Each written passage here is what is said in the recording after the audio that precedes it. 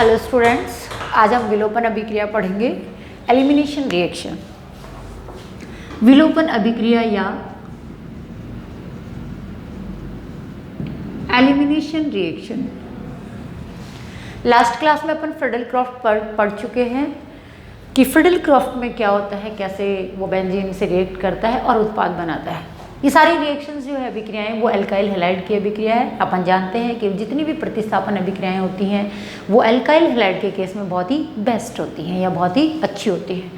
अब देखो विलोपन अभिक्रिया, जब अपन क्लास स्टार्ट किए थे हैलोजन डेरिवेटिव, तो अपन ने विलोपन का मतलब पढ़ा था कि विलोपन का मतलब होता है ग्रुप को बाहर निकाल देना, किसी ग्रुप को बाहर निकाल देना, एलिमिनेट कर देना। अब हम एक यौगिक लेकर काम कर रहे हैं यहाँ पर CH3, थोड़ा सा इधर लिख लेते हैं। हमारे पास एक यौगिक है CH3 CH2 और हमने यहाँ पर X ले लिया और हम इसमें यूज़ कर रहे हैं अल्कोहलिक KOH। मैं आपको ये पहले ही बता चुकी हूँ कि अगर आपको विलोपन अभिक्रियाएं करानी है, ग्रुप को विलोपित कराना है, तो आप अल्कोहलिक KOH लोगे। क्या लोगे? अल्कोहलिक KOH, जो HX को बाहर निकालने का काम करेगा। यहाँ पर X जो है, ये जो X आप ले रहे हैं वो है निष्कासी ग्रुप। जो भी लिविंग ग्रुप होगा या निष्कासी ग्रुप होगा ये वो होगा, ठीक है। X क्या है यहाँ पर? निष्कासी group. X is equal to आपका Cl हो सकता है, Br हो सकता है, I हो सकता है, इनमें से आप कुछ भी ले सकते हैं, बट जनरली हम फ्लोरीन यूज़ नहीं करते हैं। क्यों? क्योंकि फ्लोरीन एक खराब लिविंग ग्रुप है या खराब निष्कासी ग्रुप है।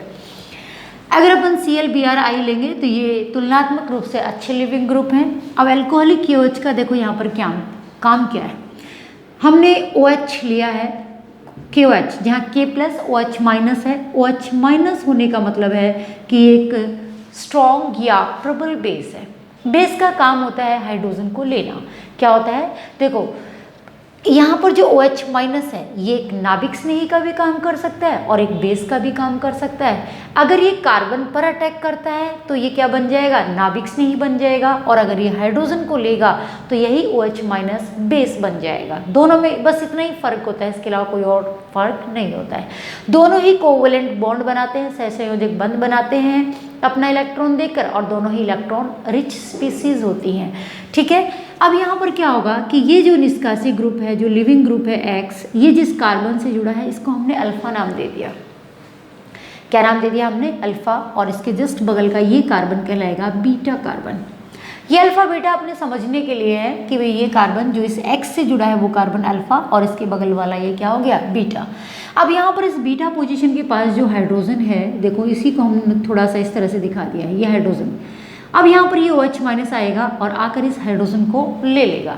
ये हाइड्रोजन को जब ले रहा होगा तो ये वाला जो बॉन्ड है, देखो मैं थोड़ा सा इसके लिए दूसरा पेन इस्तेमाल कर लेती हूँ कि ये OH माइनस जब इस हाइड्रोजन को लेगा तो ये वाला बॉन्ड इधर से इधर शिफ्ट होगा और ये X ग्रुप यहाँ से क्या हो जाएगा? बाहर निकल जाएगा। और इस तरह से हमें कंपाउंड मिलेगा CH2 double bond CH2 alkene मिल गया। क्या मिल गया हमको? एल्कीन। देखो हमने क्या किया, हमने एक कंपाउंड लिया, एक एल्काइल हैलाइड लिया और एक स्ट्रॉन्ग बेस यूज किया अल्कोहलिक KOH, जहाँ OH माइनस क्या करेगा? इस बीटा पोजीशन की हाइड्रोजन को ले रहा है।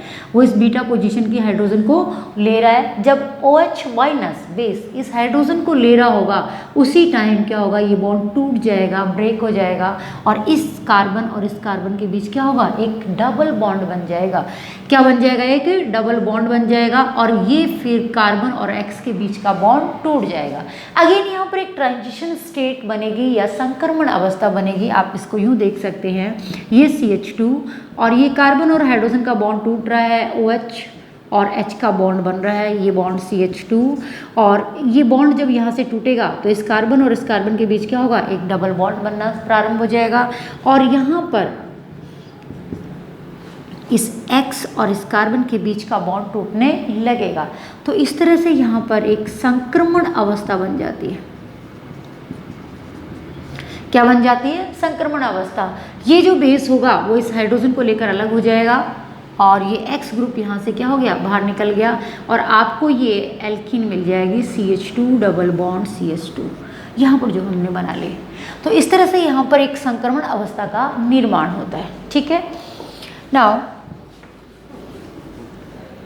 आपको ये संक्रमण अवस्था दिखाने की जरूरत नहीं है स्टेट बोर्ड वाले बच्चों को।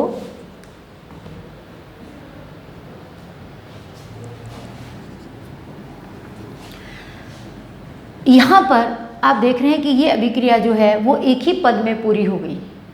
ये अभिक्रिया जो है ये इसका जो है ये फर्स्ट स्टेप है। कौन सा स्टेप है? फर्स्ट स्टेप है या पहला पद है, और जो कुछ है वो यही है, एक ही स्टेप में हो रही है। तो यही इसका RDS होगा। RDS अपन ने देखा था दर निर्धारक पद। किसी भी अभिक्रिया के दर निर्धारक पद में जो कुछ भी होगा उसी पर अभिक्रिया की दर निर्भर करेगी। यहाँ पर यही स्टेप RDS है, और इस RDS में देखो क्या क्या हो रहा है। इस दर निर्धारक पद में बेस आ रहा है और बेस आकर प्रोटॉन को ले रहा है। देखो इसमें थोड़ा सा ध्यान से समझें इसको कि ये जो एलिमिनेशन अभिक्रिया है, विलोपन अभिक्रिया है, एक ही स्टेप में या एक ही पद में पूरी हो गई। बेस आया, आकर उसने प्रोटॉन को लिया, ये कार्बन और हाइड्रोजन के बीच का बॉन्ड टूट गया और बेस प्रोटॉन को लेकर अलग हो गया, मतलब हाइड्रोजन को लेकर अलग हो गया। यहाँ पर ये बॉन्ड इधर शिफ्ट हो गया और यहाँ पर धीरे धीरे एक डबल बॉन्ड बनना प्रारंभ हो गया, और ये X निष्कासी ग्रुप यहाँ से क्या हो गया? बाहर निकल गया। तो बेस का आना और H को लेना ये भी इसी पद में हो रहा है। लिविंग ग्रुप या निष्कासी ग्रुप का निकलना ये भी इसी दर निर्धारक पद में हो रहा है। उत्पाद का बनना ये भी इसी दर निर्धारक पद में हो रहा है। तो यहाँ पर RDS में XCl अगर हम इस्तेमाल करते हैं, Br अगर हम इस्तेमाल करते हैं, I अगर हम निष्कासी ग्रुप इस्तेमाल करते हैं, तो ये सारे अलग अलग निष्कासी ग्रुप हैं। तो अभिक्रिया की दर बदलेगी या नहीं बदलेगी? जरूर बदलेगी। क्यों? क्योंकि ये सारे लिविंग ग्रुप क्या है? निष्कासी ग्रुप जो भी हैं वो इस RDS या दर निर्धारक पद में ही बाहर जा रहे हैं। देखो एक बार हम इसको यूं लिखें कि अभिक्रिया की दर किन किन की सांद्रता पर निर्भर करेगी। ये जो आप बेस यूज कर रहे हो इसकी सांद्रता पर निर्भर करेगी। ठीक है, RDS में दो मॉलिक्यूल शामिल हो रहे हैं, एक तो ये अभिकारक और एक ये बेस। तो अभिक्रिया की दर इज प्रोपोर्शनल टू, समानुपाती होगी किसके? जो भी आप अभिकारक लेकर चल रहे हो उस अभिकारक की सांद्रता, और दूसरा जो बेस आप लेकर चल रहे हो या क्षार जो भी आप लेकर चल रहे हो, इन दोनों की सांद्रता पर अभिक्रिया की दर निर्भर करेगी। ठीक है, इसकी सांद्रता पर भी और इसकी सांद्रता पर भी। जब दो अणुओं की सांद्रता पर निर्भर करती है अभिक्रिया की दर, तो ये अभिक्रिया हो गई द्विअणुक अभिक्रिया। कैसी हो गई? द्विअणुक अभिक्रिया हो गई कि अभिक्रिया की दर इन दोनों अणुओं की सांद्रता पर निर्भर कर रही है। ठीक है, अगर हम अभिकारक की सांद्रता को बढ़ाएंगे तो अभिक्रिया की दर बढ़ेगी। अगर हम इसकी सांद्रता को कम करेंगे तो अभिक्रिया की दर भी क्या हो जाएगी? कम। अगर हम बेस की सांद्रता को बढ़ाते हैं तो अभिक्रिया की दर बढ़ेगी, और अगर हम इसकी सांद्रता को कम करते हैं तो अभिक्रिया की दर भी क्या हो जाएगी? कम हो जाएगी। तो यहाँ पर बेस या क्षार जो भी है वो इस RDS में सीधा सीधा इन्वॉल्व हो रहा है। इसलिए जो बेस हम लेकर चलेंगे वो कैसा लेकर चलेंगे? प्रबल लेकर चलेंगे। कैसा लेकर चलेंगे? प्रबल। अगर आप प्रबल क्षार लोगे या बेस लोगे तो अभिक्रिया की दर भी क्या होगी? ज़्यादा होगी। तो हम कह सकते हैं कि अभिक्रिया की दर इन दोनों की सांद्रता पर निर्भर करती है। ये अभिक्रिया एक द्विअणुक अभिक्रिया है, मतलब दो अणुओं की सांद्रता पर अभिक्रिया की दर निर्भर करेगी। ठीक है, यहाँ पर संक्रमण अवस्था का निर्माण होता है। संक्रमण अवस्था बनती है। इसको आप इसी तरह से पॉइंट्स बनाकर लिखें ताकि देखने में सहूलियत हो। क्या बनेगी? संक्रमण अवस्था बनेगी। इसमें चूंकि किसी भी प्रकार का मध्यवर्ती नहीं बनेगा, मध्यवर्ती नहीं बनता है, नहीं बनता है, इसलिए पुनर्विन्यास भी नहीं होगा। पुनर्विन्यास नहीं होगा। ठीक है, इसमें किसी भी प्रकार का कोई कार्बोकेटायन, कार्बोधनायन वगैरह नहीं बनता है मध्यवर्ती, इसलिए इसमें किसी भी प्रकार का पुनर्विन्यास भी नहीं होगा। केवल और केवल क्या बनेगी? संक्रमण अवस्था बनेगी। ठीक है, ये लिख लिया, इसको पॉज करके लिख लें। अब देखो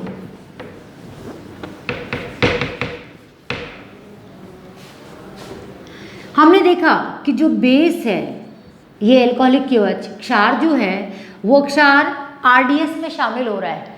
तो बेस जो आप लेकर चलोगे वो कैसा लेकर चलोगे? प्रबल। प्रबल क्षार या बेस लेकर हम काम करेंगे क्योंकि उसकी सांद्रता पर भी चीज़ें निर्भर करेंगी। बेस जितना ज़्यादा प्रबल होगा, स्ट्रॉन्ग होगा, अभिक्रिया की दर उतनी क्या होगी, ज़्यादा होगी। निष्कासी ग्रुप जो है वो इसी आरडीएस में ही बाहर जा रहा है। ये जो एक्स ग्रुप है लिविंग ग्रुप, वो इस दर निर्धारक पद में ही बाहर निकल रहा है। तो अगर निष्कासी ग्रुप बढ़िया होगा, जैसे मान लो आपने आई ले लिया, आई बहुत अच्छा निष्कासी ग्रुप है, तो अभिक्रिया की दर भी इसमें क्या होगी, ज़्यादा होगी, वो जल्दी बाहर निकलेगा। अगर आपने बी आर लिया तो वो थोड़ा इसकी तुलना में थोड़ा सा खराब निष्कासी ग्रुप है, तो अभिक्रिया की दर थोड़ी और कम हो जाएगी। और अगर आपने क्लोरीन लिया तो अभिक्रिया की दर और भी क्या हो जाएगी, कम। यानी कि जब हम निष्कासी ग्रुप बदलेंगे तो अभिक्रिया की दर भी बदली जाएगी, कम ज़्यादा होगी। क्यों? क्योंकि ये निष्कासी ग्रुप दर निर्धारक पद में ही बाहर निकल रहा है।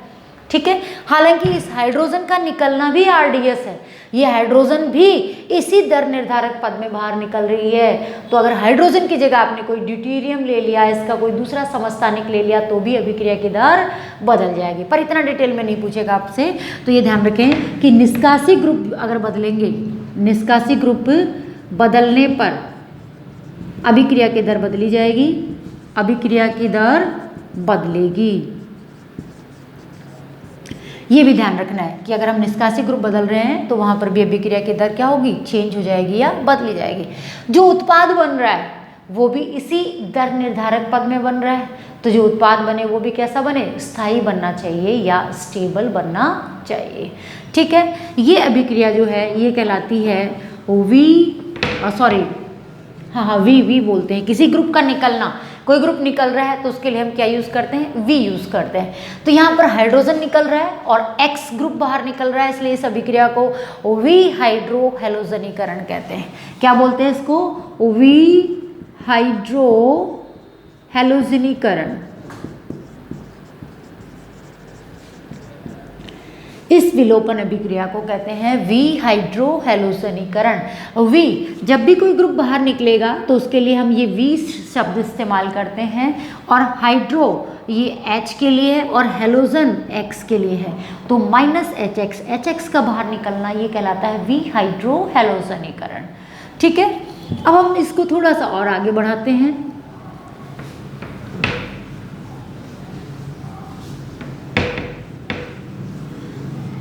अगर हम कुछ ऐसा कंपाउंड ले लें CH3 CH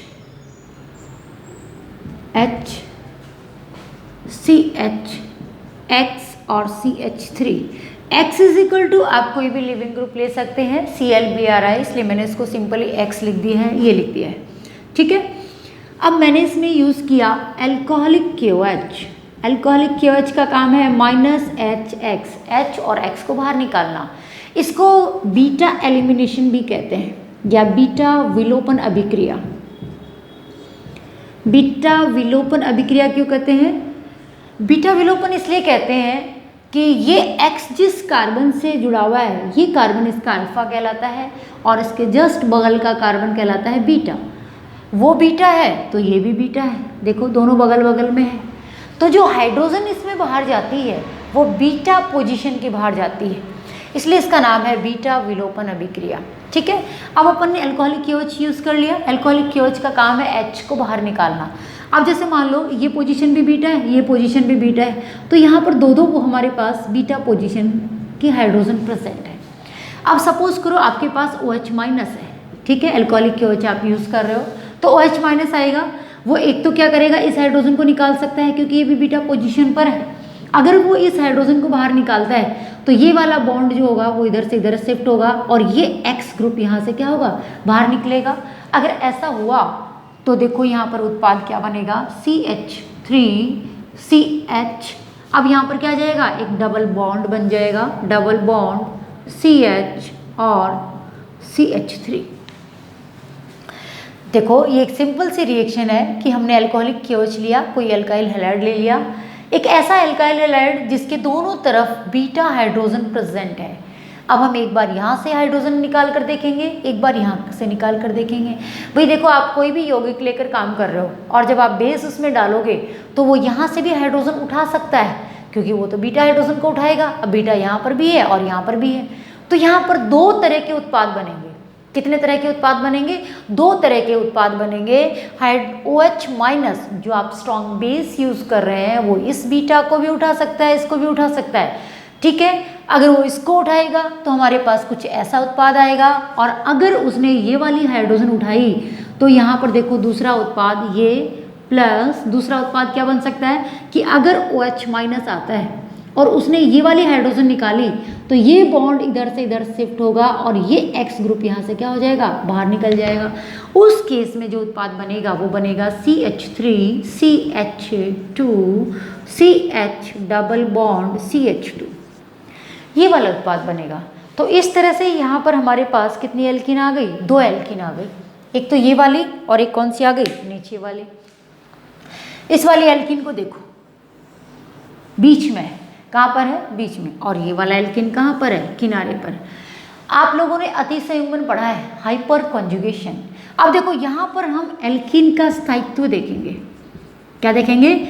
अभी थोड़ी देर पहले ही हमने बात की है कि जो एल्कीन उत्पाद बनता है, जैसे हमारे पास CH3 CH2X है और यहाँ पर इसको यूँ दिखा दो H, अब बेस आएगा OH माइनस आकर इस प्रोटॉन को लेगा, ये बॉन्ड इधर से इधर गिरेगा और बाहर क्या होगा? X बाहर निकल जाएगा and this compound convert into CH2 double bond CH2, हमें एक एल्कीन मिल गया। क्या मिल गया? हमें एल्कीन मिल गया। तो ये जो एल्कीन बन रहा है ये RDS में ही तो बन रहा है। ये जो एल्कीन बन रहा है वो किस में बन रहा है? RDS में भी बन रहा है, दर निर्धारक पद में बन रहा है। तो आप इस एल्कीन का स्थायित्व देखेंगे या नहीं देखेंगे? जब RDS में ही वो उत्पाद बन रहा है तो वो बनेगा जो ज़्यादा स्थायी है, उसका अमाउंट ज़्यादा बनेगा। यहाँ पर देखो क्या हो रहा है कि ये जो एल्कीन है ये एल्कीन बीच में बन रहा है और ये एल्कीन कहाँ पर बन रहा है? किनारे पर। एल्कीन का स्थायित्व जो है वो हम अतिसंयुग्मन से निकालते हैं। किससे निकालते हैं? अतिसंयुग्मन से निकालते हैं। अब अगर आपने स्टेट बोर्ड में GOC नहीं पढ़ा है, जनरल ऑर्गेनिक केमिस्ट्री का पार्ट नहीं पढ़ा है, तो आप इन दोनों के या इस तरह के उत्पाद नहीं बना सकते। आप ऑर्गेनिक केमिस्ट्री में उत्पाद बना ही नहीं सकते, रिएक्शन अपने मन से बना ही नहीं सकते, आपको रटनी पड़ेगी वो रिएक्शन। क्यों? क्योंकि आपको ये नहीं पता कि ये एल्कीन ज़्यादा स्टेबल है या ये वाली ज़्यादा स्टेबल है। लेकिन जिन्होंने अतिसंयुग्मन पढ़ा है, जिन बच्चों ने जनरल ऑर्गेनिक केमिस्ट्री पढ़ा है, उसको पता है कि यहाँ पर इस एल्कीन का स्थायित्व तो हम अतिसंयुग्मन द्वारा निकालेंगे। यानी कि इस एल्कीन पर ये कार्बन जो जुड़ा है ये अल्फा, ये कार्बन अल्फा और अल्फा हाइड्रोजन जितनी ज़्यादा होंगी अतिसंयुग्मन उतना ही क्या होगा? ज़्यादा होगा। यानी कि उस केस में एल्कीन जो होगी वो उतनी ज़्यादा क्या होगी? स्थायी होगी। यहाँ पर कितनी अल्फा हाइड्रोजन है? 3, और यहाँ पर ये 3, यानी कि टोटल यहाँ पर 6 अल्फा हाइड्रोजन है। टोटल अल्फा हाइड्रोजन कितनी है? 6। और इस केस में देखो ये कार्बन अल्फा, ये तो बीटा हो गया, तो there is only 2 alpha hydrogen. तो अल्फा हाइड्रोजन ज़्यादा किसमें है? इसमें। मतलब ये वाला एल्कीन जो होगा इसमें अल्फा हाइड्रोजन ज़्यादा है तो इसका स्थायित्व भी क्या होगा? ज़्यादा होगा। यानी कि जिस एल्कीन पर प्रतिस्थापी ग्रुप जितने ज़्यादा होंगे, एल्काइल प्रतिस्थापी ग्रुप आपने ज़्यादा लगा रखे हैं, उसके पास अल्फा हाइड्रोजन जितनी ज़्यादा होंगी उस एल्कीन का स्थायित्व उतना ही क्या होगा? ज़्यादा होगा। और ये चूंकि सेटजेफ ने बताया इसलिए इस उत्पाद को सेटजेफ उत्पाद बोला गया। यानी कि ये वाला जो मोर substituted alkene is more stable, ये किसने बताया? सेटजेफ ने। किसने बताया? सेटजेफ में। और हिंदी में इसको कहते हैं सेटजेफ। सेटजेफ वही है, एक ही चीज़ है, सेटजेफ बोलो आप या सेटजेफ बोलो। तो ये जो प्रोडक्ट बन रहा है, ये वाला जो उत्पाद बन रहा है वो सेटजेफ उत्पाद है या सेटजेफ, जो भी आप इसको बोलो हिंदी में, ठीक है। और ये जो लेस सब्स्टिट्यूटेड है जिस पर कम एल्काइल ग्रुप लगे हुए हैं ये हॉफमैन कहलाएगा। ये कौन सा कहलाएगा? हॉफमैन। हॉफमैन हॉफमैन ये हॉफमैन उत्पाद कहलाएगा। तो इस तरह से यहाँ पर कितने उत्पाद बने? 2 उत्पाद बने, एक सेटजेफ और दूसरा कौन सा बना? हॉफमैन, ठीक है। ये है विलोपन अभिक्रिया, तो आप इसको थोड़ा सा ध्यान दें। नाउ अब हम ये देखें कि अगर हमारे पास प्राइमरी है, सेकेंडरी है और टर्शरी है तो रेट ज़्यादा किस में होगी? अगर हम एल्काइल हैलाइड की बात करें तो I is good leaving group, अच्छा निष्कासी ग्रुप है, इसलिए अभिक्रिया की दर इसमें क्या होगी? ज़्यादा, ठीक है। यानी कि अगर अपन अभिक्रिया की दर की बात करें, अभिक्रिया की दर तो वो RI के केस में सबसे ज़्यादा होगी, फिर RBr और फिर RCl। हम RF को लेकर काम नहीं करेंगे, क्यों? क्योंकि फ्लोरीन एक खराब लिविंग ग्रुप है।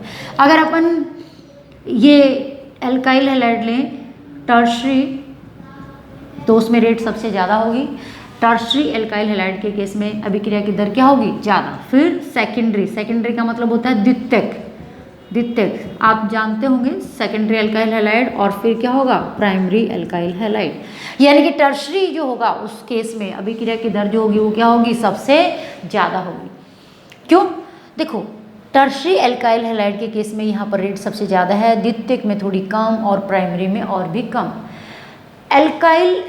विलोपन अभिक्रिया के केस में जब अपन कोई विलोपन अभिक्रिया पढ़ रहे होते हैं, एलिमिनेशन रिएक्शन पढ़ रहे होते हैं, तो एलिमिनेशन रिएक्शन में या विलोपन अभिक्रियाओं में भीड़ भाड़ का फैक्टर लागू नहीं होता है। प्रतिस्थापन अभिक्रियाओं में क्या होता है कि नाभिक स्नेही को आना है और आकर उस जगह पर जुड़ जाना है। तो जहाँ कोई चीज़ आकर जुड़ रही है वहाँ पर जुड़ने के लिए उसको जगह चाहिए, उसको स्पेस चाहिए, लेकिन इसमें किसी चीज़ को आकर जुड़ना नहीं है। इसमें तो क्या है? चीज़ को बाहर निकालना है। क्या करना है? बाहर निकालना है। जैसे ये मेरा हाथ है, अगर ये पूरा कॉइन से भरा हुआ है, किससे भरा हुआ है? कॉइन से भरा हुआ है।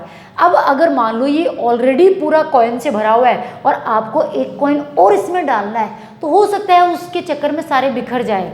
क्यों? क्योंकि पहले से जगह नहीं, वो भरा हुआ है, लेकिन आपको आना है और आकर उठाकर ले जाना है, तो उसमें क्या दिक्कत है? निकालने में दिक्कत नहीं है। तो टर्शरी एल्काइल हैलाइड के केस में इसीलिए अभिक्रिया की दर ज़्यादा होगी, क्योंकि यहाँ पर क्या है? ग्रुप को निकालना है, हाइड्रोजन HX को बाहर निकालना है, कुछ भी ऐड नहीं करना है। तो क्राउडिंग का फैक्टर प्रतिस्थापन अभिक्रियाओं में लगता है, क्योंकि वहाँ पर क्या होता है? प्रतिस्थापन अभिक्रियाओं में लगता है क्योंकि वहाँ पर ग्रुप को आकर जुड़ना है। ठीक है, बाबू मुझे देख रहा है, मैं क्लास बना रही हूँ इसलिए, तो बाबू आप बाहर जाएं बेटी। टर्शरी एल्काइल हैलाइड के केस में विलोपन अभिक्रियाओं में अभिक्रिया की दर क्या होगी? ज़्यादा होगी। फिर सेकेंडरी और फिर प्राइमरी। फिर आप बाहर जाओ। तो ये अपना एक विलोपन अभिक्रिया थी। ठीक है, विलोपन अभिक्रिया में अपन ने देखा कि टर्शरी के केस में रेट ज़्यादा होगी, सेकेंडरी में कम होगी और प्राइमरी में और भी कम होगी। लिविंग ग्रुप जितना ज़्यादा बढ़िया होगा अभिक्रिया की दर उतनी क्या होगी? ज़्यादा होगी। अब इसमें कुछ छोटी मोटी रिएक्शंस और हैं।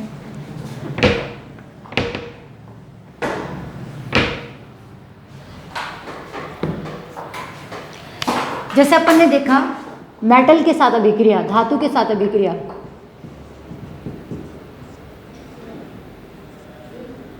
धातुओं के साथ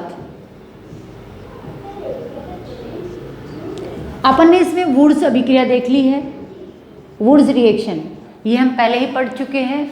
अगर हमारे पास RX एल्काइल हैलाइड है और अगर मैग्नीशियम खुद एक धातु है, इसके साथ अभिक्रिया कराएंगे तो हमारे पास बन जाएगा RMgX। इसको कहते हैं ग्रिग्नार अभिकर्मक, इसे कहते हैं ग्रिग्नार अभिकर्मक। एल्काइल हैलाइड की अभिक्रिया जब मैग्नीशियम धातु से कराएंगे तो क्या होगा? RMgX। एक्चुअली आप किसी भी धातु से, आप अधिकतर धातु जिनसे भी रिएक्शन करता है, जैसे लिथियम के साथ करता है, मैग्नीशियम के साथ करता है, जिंक के साथ करता है, तो इन सब के साथ ये क्या हो जाते हैं? जुड़ जाते हैं। इसी तरह से एक और है फ्रैंकलैंड अभिकर्मक, ये ग्रिग्नार अभिकर्मक है, ग्रिग्नार अभिकर्मक है। इसकी रिएक्शंस आगे आएंगे, अपन आगे पढ़ेंगे। इसी तरह से एक और अभिक्रिया है कि अगर RX एल्काइल हैलाइड है हमारे पास, RX के हमने 2 मॉलिक्यूल ले लिए, ठीक है, और अगर मान लो कि हम जिंक से इसकी अभिक्रिया करा रहे हैं, जिंक एक क्या है? धातु है, तो यहाँ पर एल्काइल हैलाइड जब जिंक से रिएक्शन करेगा तो R2Zn बना लेगा। क्या बना लेगा? R2Zn, और इसी को कहते हैं फ्रैंकलैंड अभिकर्मक। फ्रैंकलैंड अभिकर्मक ये इंपॉर्टेंट है, आप ध्यान रखें।